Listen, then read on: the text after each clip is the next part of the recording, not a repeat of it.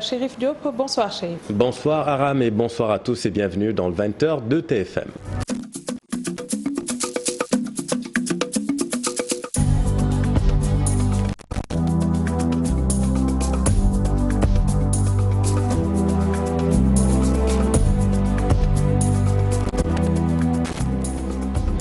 Dans l'actualité de ce mardi, fermeture du pont de Farafenni, rallier la Casamance par la route redevient un casse-tête pour les voyageurs. Pour passer la fête en famille, ils font jusqu'à 48 heures sur la route. Malgré cette difficulté majeure, les rassemblements sont impressionnants dans les gares routières, vous le verrez. Dans le même temps, le ministre de la Santé et de l'Action sociale exhorte une nouvelle fois les Sénégalais à limiter les déplacements en cette période de fête. Abdoulaye Diouf Sarr a rencontré ce matin les partenaires sociaux pour une évaluation des moyens de lutte contre la Covid-19. Le virus reste actif selon le ministre. Démolition du marché Sandaga, les commerçants veulent une nouvelle date butoir. Selon Andetaro Sandaga, tout le marché ne doit pas être démoli. Sommés de quitter les lieux avant le 2 août, certains commerçants déclarent laisser leurs marchandises dans les magasins à la responsabilité de l'État. Et puis au Mali, le mouvement du 5 juin M5 RFP rejette les propositions de la CEDEAO. Selon le M5, les décisions reposent sur des approximations improbables. Les conclusions du sommet ne tiennent pas compte de la profondeur et de la gravité de la crise sociopolitique au Mali.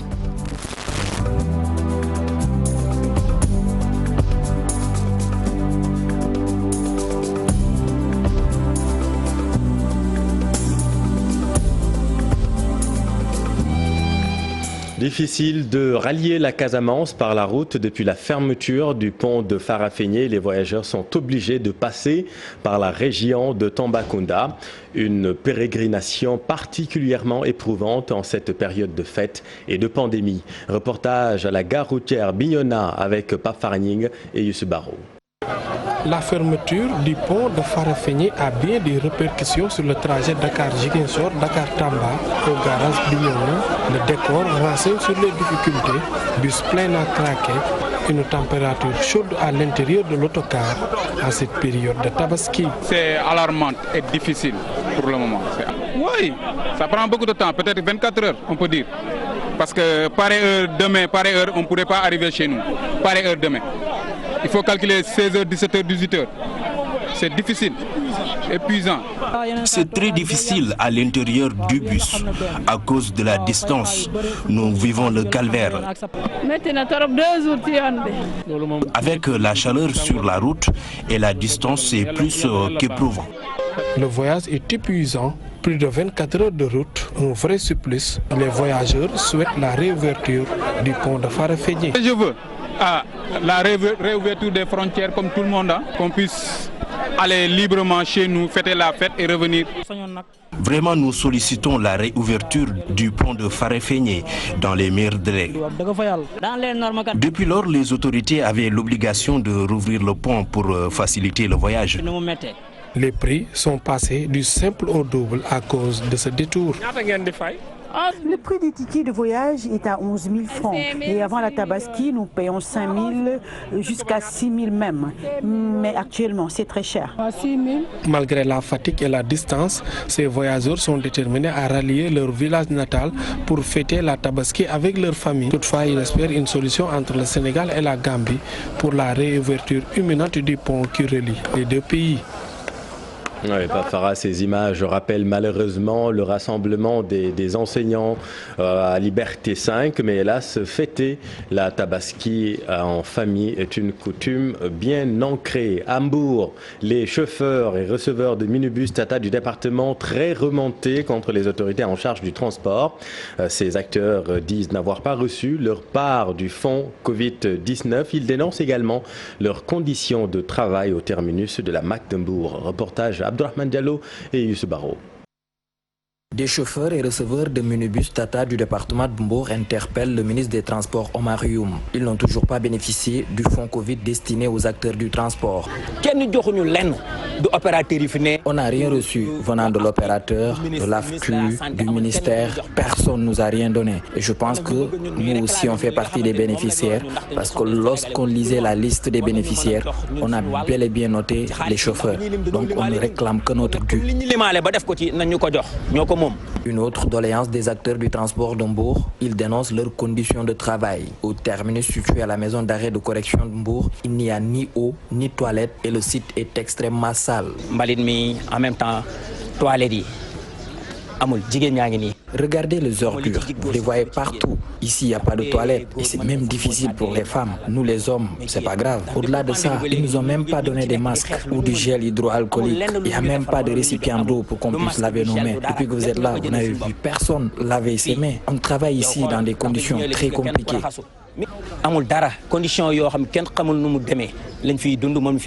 Ces chauffeurs et receveurs de minibus Tata du département de Mbour ajoutent aussi que leur salaire est minime. Ils n'ont même pas de prise en charge sociale.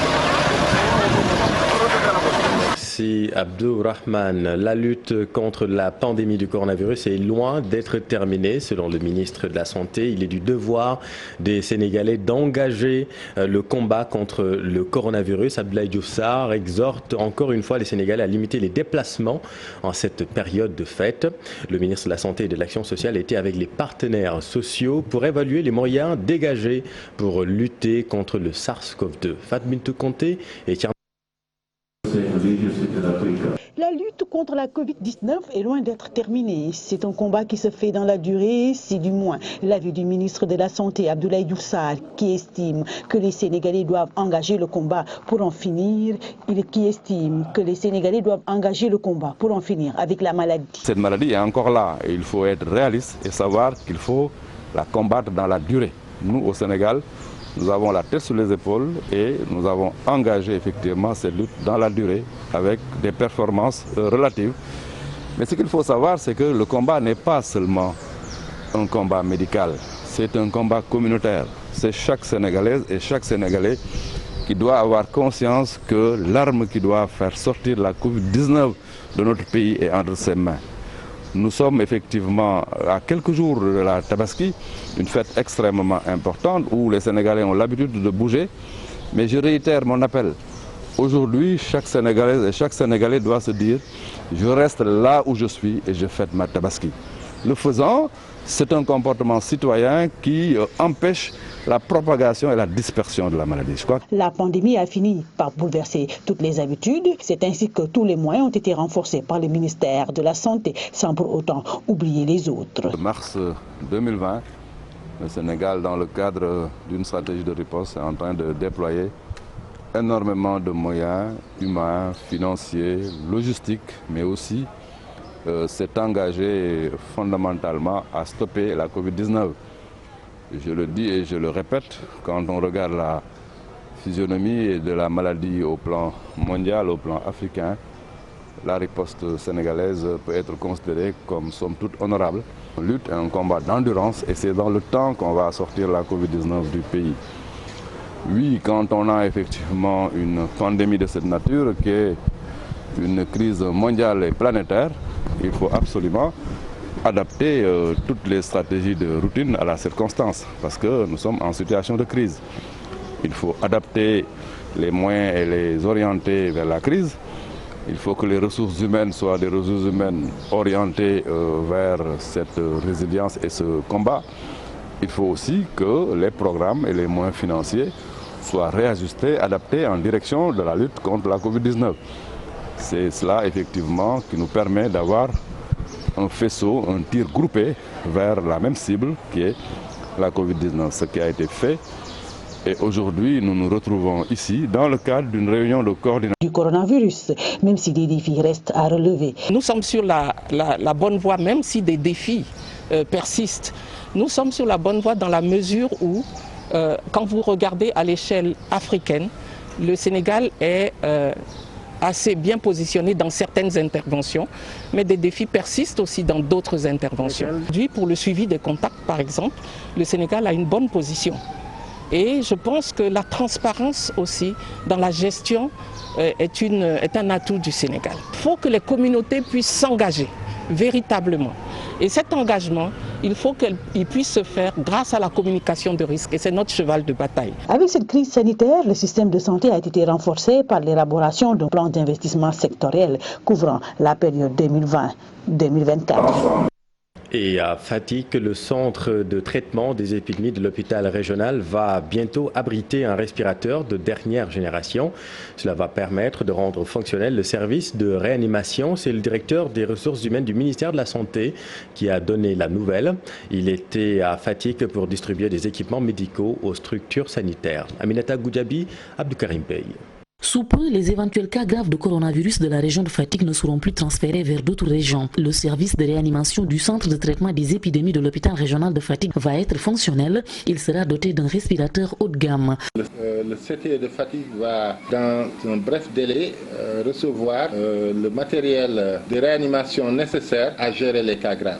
Le ministère de la Santé, à travers le plan de résilience, a pu se doter d'un certain nombre de respirateurs qui vont permettre de gérer les cas graves dont on parle sur l'étendue du territoire. Je pense que Fatick va recevoir son respirateur et sous peu, les cas graves pourront être gérés ici dans l'hôpital régional de Fatick. Bon, de toute façon, on est en train d'installer progressivement ces respirateurs-là. Autre bonne nouvelle, les primes de motivation du personnel de ce centre de traitement des épidémies seront disponibles dès ce lundi. Que n'est pas membre du CTE qui veut. Donc il y a quelques réglages et je pense que l'histoire de leur paiement va être un vieux souvenir. Parce que moi, dès lundi, en rapport avec le DAGE qui administre ces crédits-là, nous allons procéder au virement des motivations des membres du CTE de Fatick. Et toujours dans un souci de renforcer le plateau technique de la région, un important lot de matériel médical a été distribué au district sanitaire de Fatick et à l'hôpital régional par le directeur des ressources humaines du ministère de la Santé, qui est aussi le président du mouvement Sine Sunu Diwan. Et ça a été pour moi une bonne occasion de soutenir de façon assez concrète le relèvement du plateau technique. Dans ce matériel, il y a un bloc opératoire complet, des tables, des chaises, mais également des lits, des boîtes de matériel. Le centre de santé venait de construire un pavillon qui n'avait aucun équipement et grâce à ce don-là, on a équipé le pavillon à 95%. Le coût de ce matériel acquis grâce à des partenaires allemands est estimé à 70 millions de francs CFA. Merci Aminata. Et puis retenez que 4 décès et 41 Covid+ sont rapportés aujourd'hui. 50 personnes développent une forme grave de la maladie. Les commerçants de Sandaga ont 4 jours pour débarrasser le plancher, mais ils réclament une nouvelle date butoir. Par ailleurs, Ande Taxawu Sandaga déclare vouloir rester à l'aile gauche de l'avenue Émile Badiane. Cette partie n'est pas vétuste selon ces commerçants. Mohamed Samb et Jafar Abba. C'est cette partie du marché Sandaga dont sa démolition fait l'objet d'une controverse. Ces commerçants disent avoir reçu une sommation pour libérer cet espace situé sur la gauche de l'avenue Émile Badiane au moment où ils s'y attendaient le moins. Ce qui concerne l'avenue Émile Badiane gauche, parce que nous pensons que cette zone n'est nullement impactée par la réhabilitation du marché Sandaga. L'autorité avait pris l'engagement de nous faire des contrats de retour, des engagements de retour, si la réhabilitation de marché Sandaga était terminée. Mais jusqu'à présent, ces contrats tardent à venir. La majeure partie d'entre eux vont passer la Tabaski à l'intérieur du pays. Le risque de se retrouver avec des marchandises saccagées est manifeste. Le porte-parole de Ande Taxawu Sandaga appelle à plus de responsabilité. La sécurité des marchandises, c'est l'État qui le garantit. Nous allons laisser les marchandises ici. Si l'État décide de détruire les marchandises de rases de cantine, c'est de leur responsabilité. L'essentiel, ce que nous demandons, c'est des modalités de faisabilité. Obligés de quitter les lieux avant la Tabaski, les occupants de Sandaga jugent inopportun le délai fixé par les autorités pour démolir le site. En cette période, les commerçants se concentrent sur la vente. Ils n'ont pas de temps pour se concentrer sur un déménagement. Donc nous pensons que 2 jours après la Tabaski, on peut ouvrir des pourparlers pour négocier avec les autorités étatiques et pour partir dans de meilleures conditions. L'essentiel, le fait de partir est déjà acté. et nous comptons respecter nos engagements. La démolition du marché Sandaga, notamment le centre commercial totalement ruiné par l'incendie du 25 octobre 2013, se heurte à des désaccords entre les commerçants et l'autorité étatique. Le préfet de Dakar, à travers un communiqué rendu public ce lundi 27 juillet, invite les occupants de Sandaga à regagner le site de recasement des champs des courses avant la date du dimanche 2 août 2020. Merci Mohamed. Acheter son mouton de Tabaski au poids de la bête afin de lutter contre la spéculation des prix. L'idée est avancée par le président d'Ascosen. Ce système de pesage mettrait fin à toute polémique selon Momardao. Il était l'invité d'Info du matin.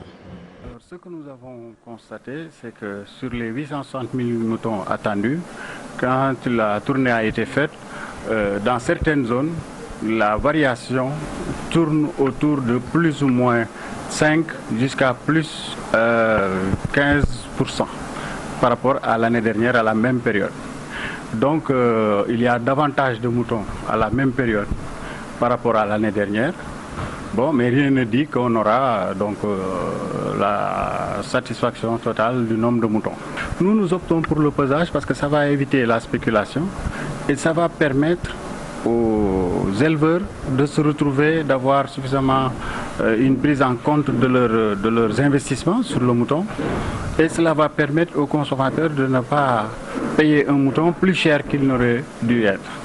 Je donne un exemple, vous voyez parfois à la veille des fêtes, un mouton qui se vendait à 80 000, le lendemain vous venez, ils le mettent à 100 000 francs.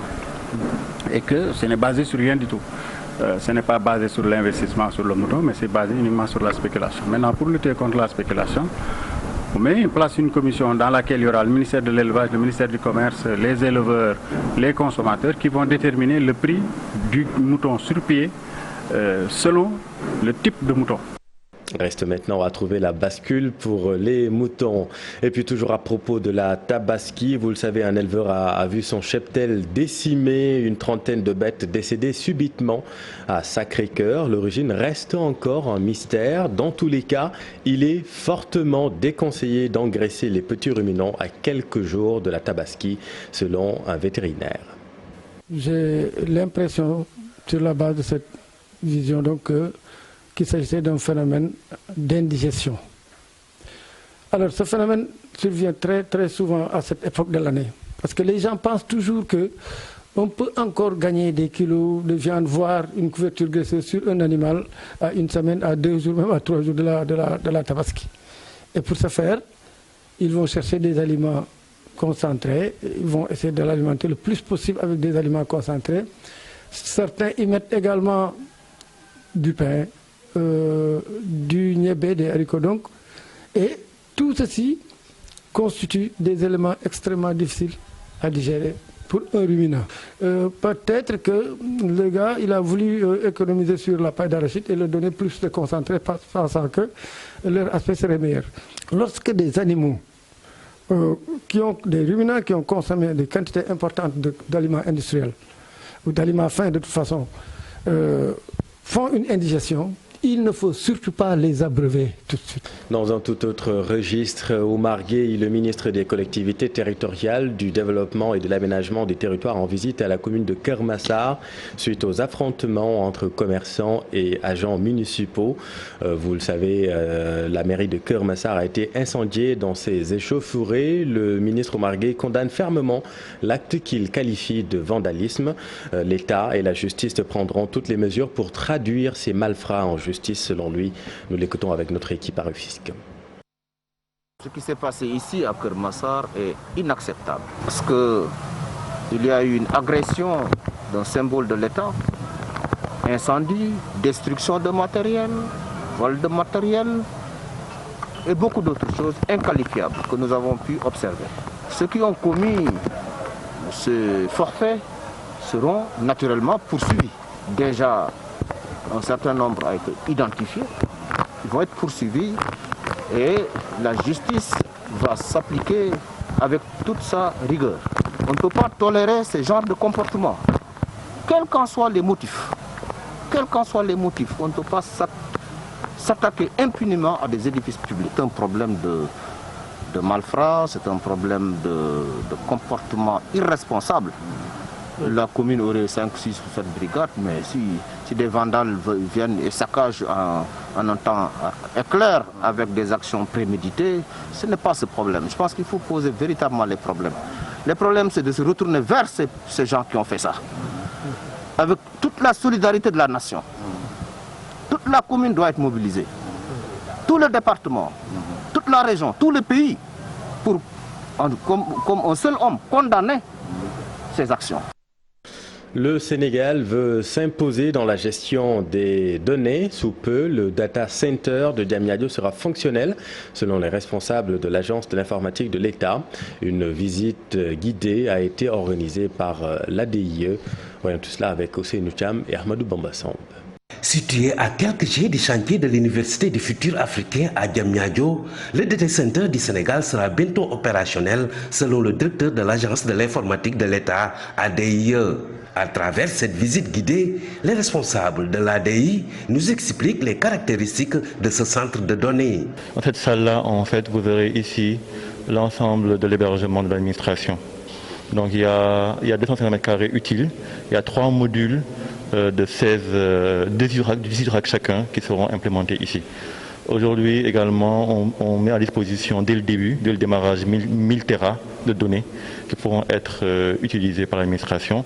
Comme c'est des modules qui sont fermés, les structures administratives aussi pourront venir amener elles-mêmes leurs équipements ou bien bénéficier des équipements fournis par l'ADI. Selon le directeur de l'ADI, ce centre permettra à l'administration de bien traiter ces données ainsi que les sociétés privées et autres organismes. Aujourd'hui, cette infrastructure que nous allons livrer dans moins d'un mois ou deux va vraiment permettre à notre pays de franchir un autre cap. Le cap d'être souverain numériquement, le cap de pouvoir héberger l'ensemble de ces données, d'abord du côté de l'administration, mais également une ouverture pour le secteur privé qui peut également bénéficier de cet espace. Considéré comme une réelle menace contre l'environnement, le patron de l'ADI rassure. Aujourd'hui, quand même, ce bâtiment-là, c'est un bâtiment intelligent. Voilà, avec une climatisation intelligente. Et dans les salles machines, au lieu de climatiser toute la salle, vous avez vu que les salles étaient assez grandes, nous avons choisi le système de pod, où la climatisation va se limiter uniquement sur les équipements qui seront installés dans le data center, ce qui fera qu'on fera beaucoup d'économies d'énergie, mais également ce qui permettra de lutter contre la dégradation de notre environnement. Un projet d'un coût global de 150 millions de dollars qui sera réceptionné dans 1 ou 2 mois, selon les responsables de l'Agence de l'informatique de l'État. Merci Ousseynou. Et puis la Maison de la Presse porte désormais le nom de Babacar Touré. Une annonce du président de la République en déplacement cet après-midi à Ngaparou pour présenter ses condoléances à la famille du défunt fondateur du groupe Sud Communication. Selon Macky Sall, la décision sera adoptée prochainement, sera adoptée en Conseil des ministres ce mercredi. Beaucoup d'intellectuels africains quittent le continent pour d'autres universités étrangères. Pour beaucoup d'enseignants-chercheurs, cela est dû aux années universitaires désarticulées. Le dernier départ, et non pas des moindres, est celui de l'éminent professeur Felwine Sarr de l'UGB, un professeur qui va désormais mener son talent aux États-Unis. Un départ très commenté à Sanar. On voit tout cela avec Ousseynou Diop et Habib Seck. Le professeur Felwine Sarr quitte l'université Gaston Berger de Saint-Louis et va poursuivre sa carrière d'enseignant-chercheur à l'université américaine de Duke aux États-Unis. Son départ relance le débat sur la fuite des cerveaux. Pour Jean Diatta, spécialiste en communication à l'université Gaston Berger de Saint-Louis, la lecture est simple. La situation des universités sénégalaises, avec leur lot de problèmes, fait fuir les intellectuels. Donc aujourd'hui, il a écrit sur sa page Facebook qu'il va se consacrer à des études sur l'humanité, sur l'Africain, sur son combat de tous les jours, la décolonisation des esprits africains. Alors, c'est un combat qu'il va mener une fois aux États-Unis parce qu'il aura les moyens. Moi, je pense qu'il aura les moyens de pouvoir mener ces combats, d'autant plus qu'il dit qu'il va les mener sur le sol africain. Ces départs d'intellectuels sénégalais suscitent beaucoup de commentaires, mais les explications sont parfois logiques. Vous savez, depuis quelques années, les universités sénégalaises sont tombées dans une certaine routine. le corporatisme exacerbé, les revendications d'étudiants, d'enseignants et de PATS qui découlent de ce corporatisme exacerbé-là, le déficit de financement de la recherche dans nos universités publiques, les années désarticulées qu'on voit depuis presque une décennie. La question est aujourd'hui de savoir quelles sont les stratégies à adopter pour maintenir les intellectuels sénégalais ou africains dans leur pays d'origine. Le financement de la recherche pose problème, ce qui fait que les Occidentaux, eux, ils ont beaucoup d'argent à injecter. Donc, les intellectuels, parfois, ils désertent les universités africaines pour pouvoir aller bénéficier de ces fonds-là, pour pouvoir mener leurs recherches, pour pouvoir se faire connaître davantage. Mais connaissant la dimension panafricaniste de Felwine Sarr, nous savons qu'il va en Occident, non pas pour couper les ponts avec le Sénégal, mais c'est pour continuer à servir le Sénégal et surtout à servir la... Et la motivation d'un enseignant-chercheur, ce n'est pas seulement dans le traitement salarial ou bien dans les revenus, dans ses revenus, mais c'est aussi dans un environnement de travail et un cadre de recherche et le fait que l'État prenne la recherche comme priorité. Ces enseignants-chercheurs continuent toujours à accompagner les jeunes spécialistes dans leur cursus. Pour le cas de Felwine Sarr, les étudiants de l'UGB peuvent suivre ses cours en ligne. D'autres également, comme lui, ont pris la décision de poursuivre leur carrière dans les pays étrangers. À ce rythme, l'Afrique va sûrement perdre ses meilleurs professeurs au détriment des pays développés. Merci beaucoup Ousseynou. Et puis un mot sur la situation au Mali. Le mouvement de la contestation exige plus que jamais la démission du président Ibeka et de son régime. Le M5 RFP a rejeté ce mardi le plan de sortie de crise adopté hier par les chefs d'État de l'Afrique de l'Ouest. Pour le M5, ce plan de la CEDEAO ne correspond aucunement aux attentes des Maliens. Le M5 estime que les conclusions du sommet virtuel de l'organisation sous-régionale ramènent la crise socio-politique au Mali en simple contentieux électoral du deuxième tour du scrutin législatif. Le M5 RFP avait prévu d'ailleurs une conférence de presse cet après-midi, mais la rencontre est finalement reportée à demain. Toujours sur l'international, un Sénégalais élu maire en Allemagne. Il s'appelle Saliou Gueye, il est allemand d'origine sénégalaise. Le 1er octobre prochain, il va prendre la tête de la municipalité de Stuttgart-Zuffenhausen. À 52 ans, il a été élu jeudi dernier au premier tour des municipales de sa localité, la commune d'arrondissement de Zuffenhausen, peuplée de 40 000 habitants. Saliou Gueye est titulaire d'un diplôme d'ingénieur en aménagement du territoire obtenu à l'université de Dortmund et d'un diplôme de master européen en assistance humanitaire de l'université de Louvain-la-Neuve de Belgique. Et puis un mot de sport avant de boucler cette édition. Makhtar Gueye qui quitte la France pour la Belgique. L'attaquant a signé un contrat de 4 ans à Ostende en provenance de Saint-Etienne. Milan AC et Valence candidats pour accueillir Diao Baldé Keita, Ousmane Dembélé qui retrouve l'entraînement du groupe du FC Barcelone. Le